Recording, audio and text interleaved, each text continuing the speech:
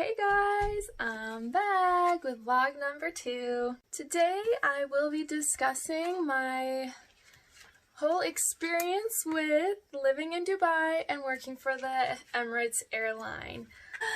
I decided to put some makeup on today, look good for you guys. Well, I promised that I would be initially talking about why I resigned, but I think I will stick to things that lead up to me resigning. So I'll discuss my whole interview process with you, anyone who is looking to apply. Hopefully this will help. I know it's changed a lot since 2016, my interview process, but yeah, I'll still share that. They're very back and forth with their methods and ways, so who knows, maybe it'll return. So I'll discuss my first day, how that looked, my first day in Dubai, and then just living there for 3 years. Okay, so we're gonna start with the interview process.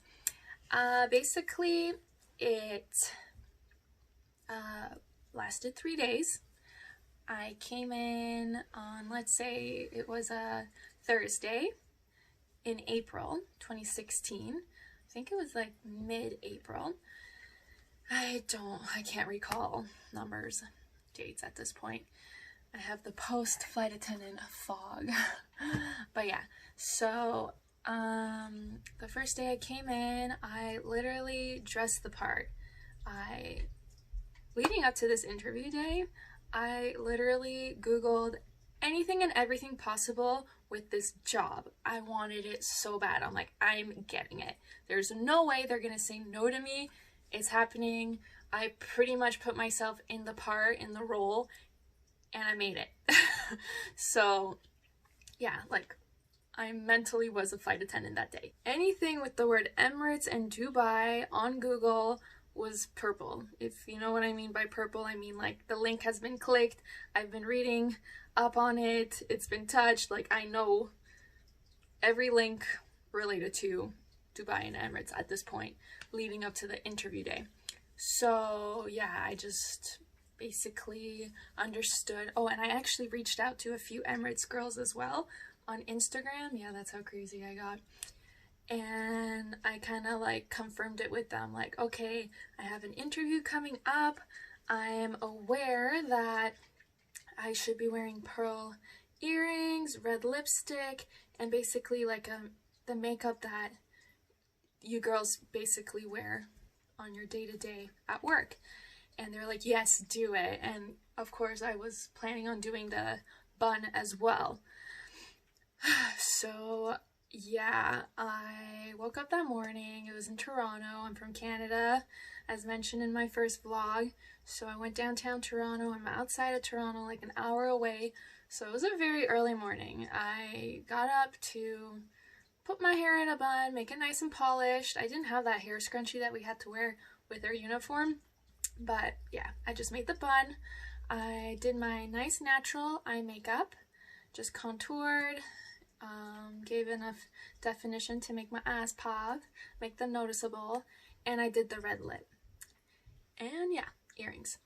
What I wore was like a black blazer with, I believe, a white dress shirt and like a pencil skirt. It was black. Like my dad made a joke, he's like, you look like someone who owns like a funeral home. Like, I don't know what it's called, the organizer, manager of funeral homes. And I prepared a lot before this day as well. So you get invited. No, did I get invited? I did actually, but not private. There's like a private invitation and then just an invitation for an open day. So yeah, I got an email saying like, this is open day, have this and this ready, like your resume, blah, blah, blah. So I had my resume ready, and also I had professionally done photos. Actually, I will go grab one that I used on the day. I attached it to my resume. One moment.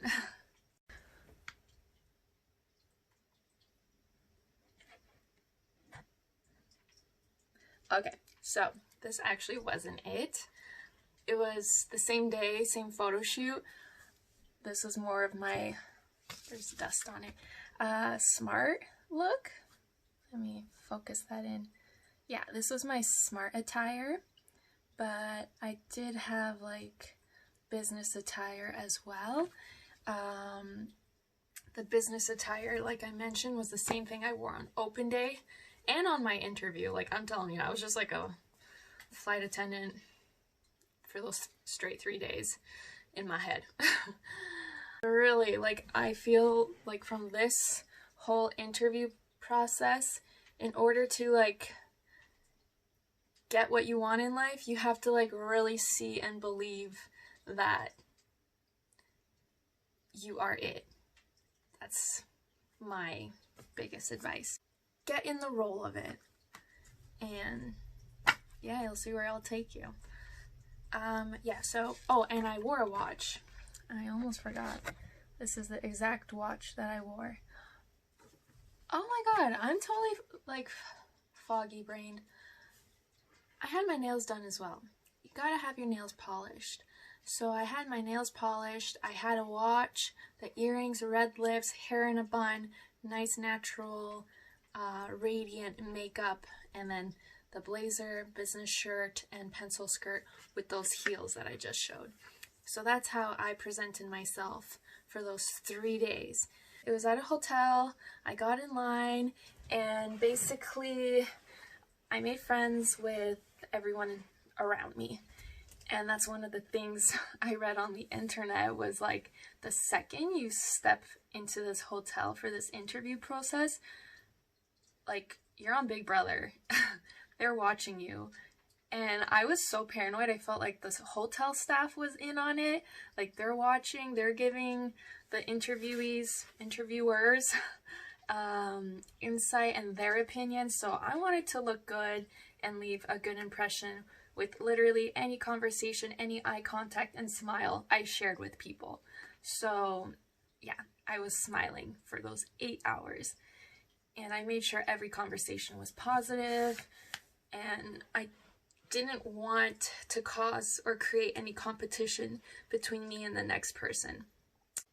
I get in line, I make friends with people around me, and we get called into a room, and the recruiter starts explaining and breaking down the day for us. And she goes into the next room, and we follow her, and everybody gets in line. And I swear to you, it was an 8-hour long line. Like, after I dropped my resume off, I sat down in the seats that we arranged, and I sat there for 8 hours waiting for everyone to get through and drop their resumes off for her. So while I was in line, I was conversing with people around me, being friendly, and once I got to her, I dropped off my CV with my photo, and she asked me one question. Can't recall what it was, but I answered it smiling, and yeah, I was happy with how it went. I thought I left a good impression. If not, that's honestly the best I can bring. So that's what I just kept telling me. I'm doing the best I can do, and I should feel good about it. And I did. So then I sat down for 8 hours, chit-chatted with everyone around me, and 8 hours go by. Honestly, to be perfectly honest, there were some people who came in, and it looked like they were just like walking by down this Toronto street and noticed, oh, there's an opening for a job, and they just walked in like not prepared at all and I guess just gave it their best shot. But it made me feel a little more at ease, like, okay, I'm showing I really care and I really want this. That finished, the line finally ended. Like, people stopped coming from off the streets, and yeah, the recruiter, started to play a video showing us how life is in Dubai, the whole face card that we get while we live out there, the pros and cons of living, and then we were allowed to ask her some questions. And once that presentation was done, she was going to put a list up on the door saying, like, indicating who is invited for day 2. I made it. It was awesome because I was like number 13 on the list, and that's like my lucky number. Day 2, I come in and there's like, the day was broken up into 3 different activities again. The first one was me being partnered up with one person, and oh my goodness, I don't remember this activity very well, but I actually made friends with this girl. She was from Korea, living in Toronto for 2 years. She took like a course on flight attending, something like that, I believe.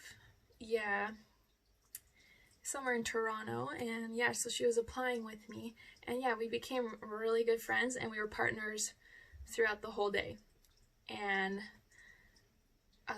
basically they don't care what you come up with, they're just watching your interaction with the other person. So yeah, we were just like having fun. We really got along, so it was great. And we had so much fun presenting whatever we came up with. So yeah, it was just good vibes all around. And then we had the group interview. That one was kind of tense, but I did read online not to interrupt people and not to counter argue their ideas. So I was like, oh, I'm ready, I'm prepared for this, I know what I'm doing. So people were like interrupting each other and like cutting each other off and being like, actually my idea is better, not literally, but they were like, yeah, they weren't working as a team, and I think that's what they were looking for. And the whole time I was like, that's great. Oh, I love that idea, sounds good. Finally they managed to find the answer to the problem. Basically the question was, you have a hotel and you double booked someone, and these were the people involved. There's like some woman who's pregnant, a family, some CEO. How would you manage this situation? Like there's some trouble in the system and you booked all these people in one room. And yeah, people were trying to like sort out who's more of a priority over the next person and why and all this stuff. And yeah, basically they finished discussing it, they had their final answer, and the recruiter was like, Natalia, do you have anything to add to that? Like singled me out, because like literally the whole time I was like, oh my god, I love that idea. Oh, that works too. You guys are on a good roll. So she singled me out and I was like, kind of froze. I don't remember what I said, but I didn't know what I said actually. But she was happy with she was impressed with my answer. Like, I'm not just saying that, like she was like, oh, And then she asked my friend from Korea the same thing, because we were like seated next to each other going, oh, did you like that answer? Yeah, me too. So yeah, that was our way of kind of sticking out amongst the girl fight, cat fight. I also forgot to mention that before this group activity, another posting was made. It was made saying who passed, so me and my friend, we passed. It was awesome. I have to say though, how crazy it is, like between all these activities, we had to wait in the hallway, and I got to know people more and more, and yeah, it was awesome, but it was such a long wait. And yeah, the posting was up and I made it to the group activity, and it's so crazy how some people switched from like to like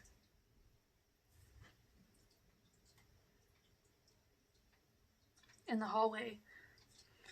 I was like, damn, I hope they don't make it. Like, I don't say that usually, but I was like, I don't want to work with that. That's not pleasant to see. And people like that make me so nervous. Like, just be real with me. I should also add to my whole day one that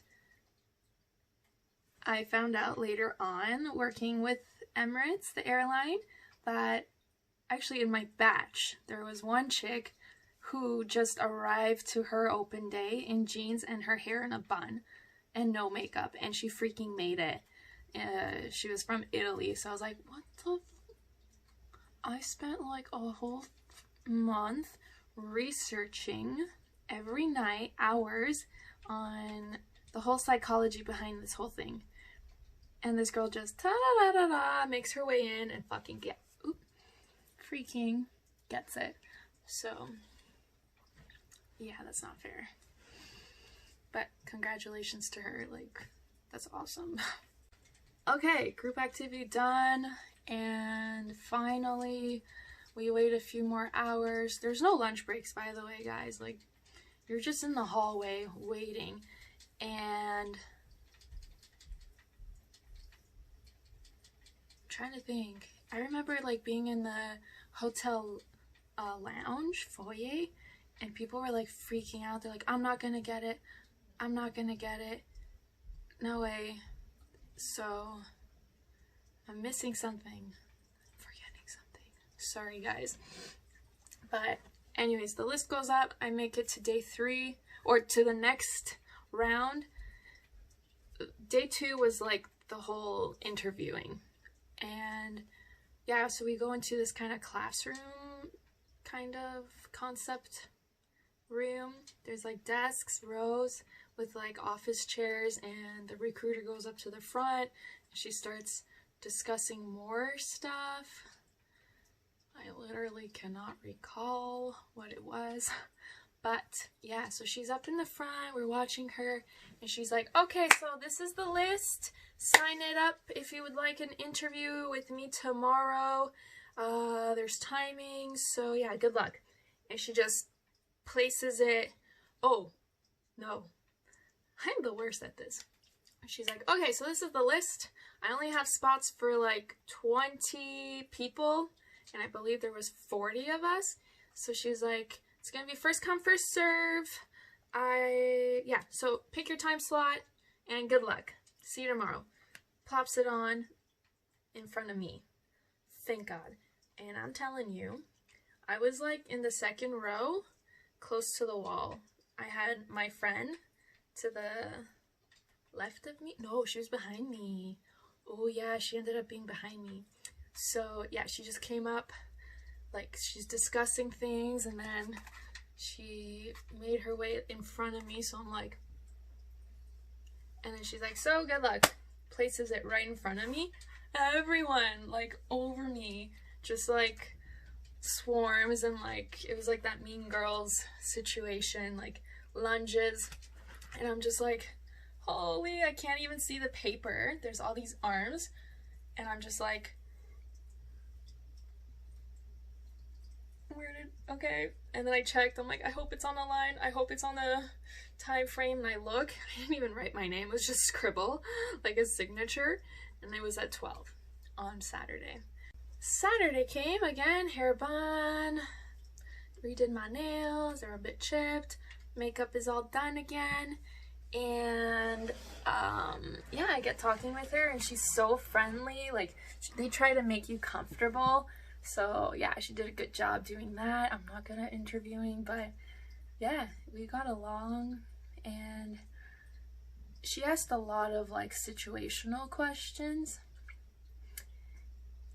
but I was really prepared. Like, I'm telling you guys, I went to the Emirates website and like learned the whole history, that like it was created in 1985 by Sheikh blah blah blah Mohammed.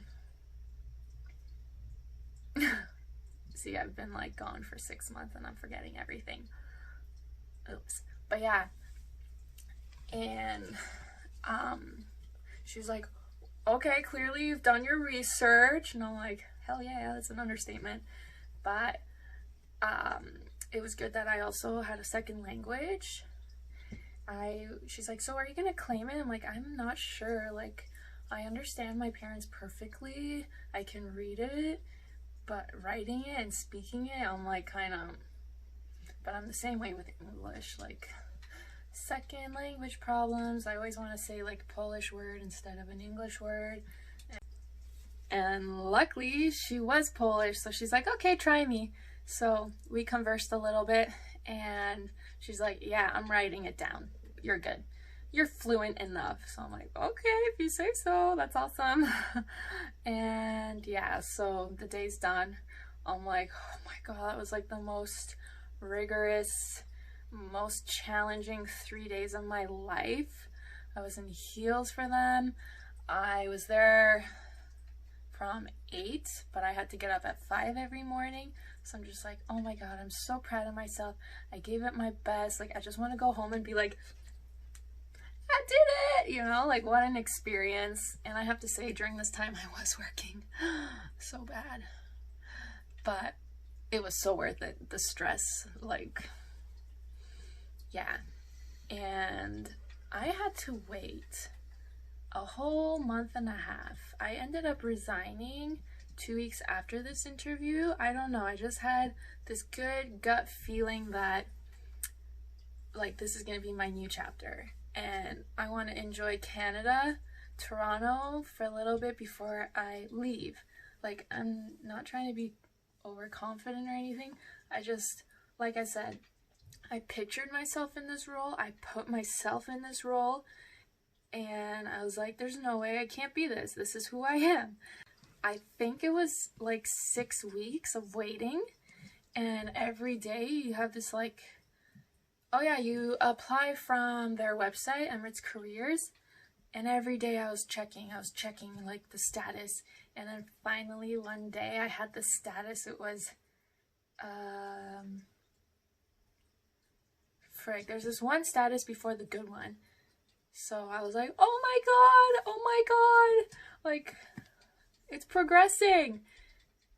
And oh, there's a successful level and then one before that.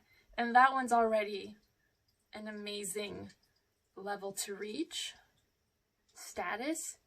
So I got excited, but then I started reading things on Facebook that actually can go back to unsuccessful. So I'm like, oh my God, but still. And then 3 days later it said successful. And I was like, what the hell does that mean? Did I miss a call or something? And then I found out that they call that same day. So like literally I was checking it every day. I was so crazy. My family was like, what's gonna happen if you don't get it? Like, they were so worried for my well-being. That was the day I got the golden call. It was 11:30 p.m. in Canada, so they're ahead 8 hours or so. And yeah, I was like, oh my God, on the phone. I'm like, people say their wedding day is the best day of their lives. This is my best day in my life. That was before I met you, Michael. Calm down. He's looking at me. So yeah, I got the golden call and she asked me if August 10th would be an okay time for me to move to Dubai. I'm like, hell yeah. Oh my God. So yeah, I had about a month and a half till my departure day. And yeah, I just kind of acted like a tourist in Canada. I had enough saved, so I went to Mexico with the family, and yeah, I had people visiting from the motherland, Poland. So we went to all the touristic spots in Toronto. So yeah, I just, you know, enjoyed and indulged in my home before I left it. I remember I was still living with my parents, and I moved back and I'm back with them, with the hubby. And I remember I got off the phone And I went to my mom and I started crying. I'm like, everything's changing. I'm so scared. I'm so scared that it's not going to be the same between you and me. Blah, blah, blah. Yeah, so that was me, my reaction. I just cried to my mom and she was like, it's okay, we all have to do it. I had to do it when I was 21. So, yeah. And then I shortly got over that and I was like, yeah, can't wait for Dubai.